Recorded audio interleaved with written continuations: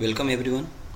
Myself Dr. Satyam Pratap Singh from Department of Electrical Engineering, Arya College of Engineering and IT, Jaipur. Now start with contents of this presentation. This lecture contributes the load flow study, importance of load flow study, need of load flow study and bus classification, where we will see load bus, generator bus and the slack bus. Now what is the load flow study? Load flow studies or power flow studies is the analysis of a power system in normal steady state condition. Load flow studies basically comprises of the determination of reactive power, active power, current and voltage. Now the importance of load flow study. It provides the generation, supply, demand plus losses. In load flow study, bus voltage magnitude remain close to rated value. In load flow study, generation operates within specified real and reactive power limits. Also, transmission line and transformer are not overloaded. Now, what is the need of load flow study? The load flow study of a power system is essential to decide the best operation of existing system and for planning the future expansion of the system. It helps in designing a new power system network. It provides the guidelines for optimum operation of the power system.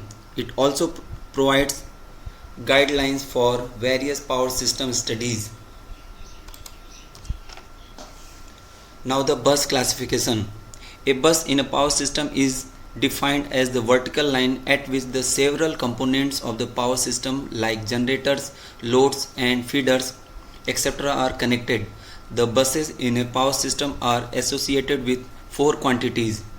These quantities are the magnitude of the voltage, phase angle of the voltage, active or true power and the reactive power.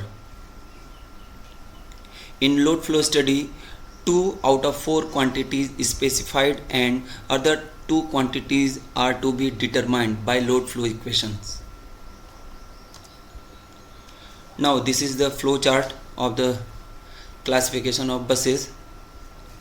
Here buses are 3 types: load bus, generator bus and the slack bus. Now first start with the load bus.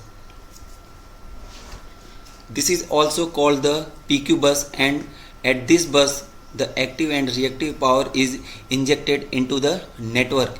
Magnitude and phase angle of the voltage are to be computed. Here the active power P and reactive power Q are specified and the load bus voltage can be permitted within a tolerable value, that is 5%.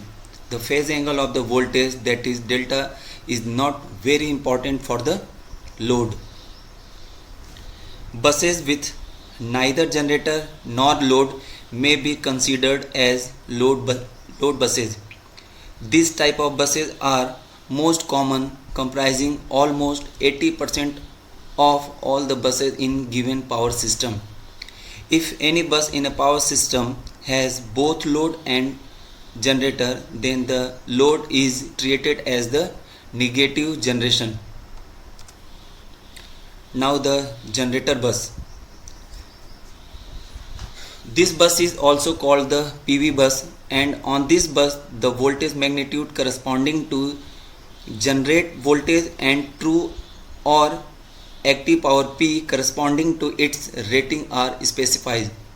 Voltage magnitude is maintained constant at a specified value by injection of reactive power. The reactive power generation Q and phase angle delta of the voltage are to be computed. This type of bus comprises about 10% of all the buses in power system. Slack bus. Now slack bus in a power system absorb or emit the active or reactive power from the power system. The slack bus does not carry any load.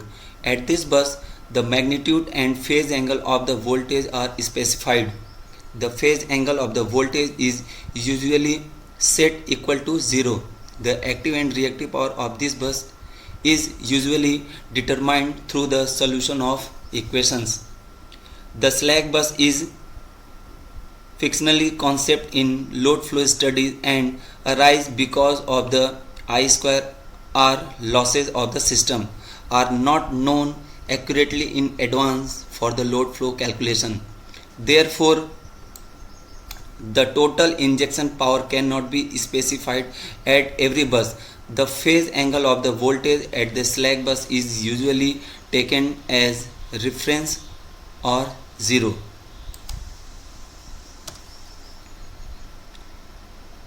One of the generator buses is selected as the reference bus for the various reasons, such as the losses in the system remain unknown until the load flow solution is complete.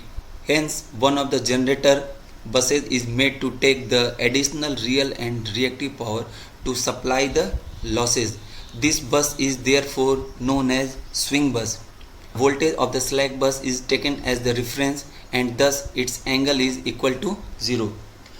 The bus connected to the largest generating station is selected as the slack bus. This bus is numbered as bus 1. Now the bus classification table. The table shown below shows the types of buses and the associated known and unknown values. For example, in generator bus, the known quantities are P and V and unknown quantities are Q and delta. Thank you everyone for listening me.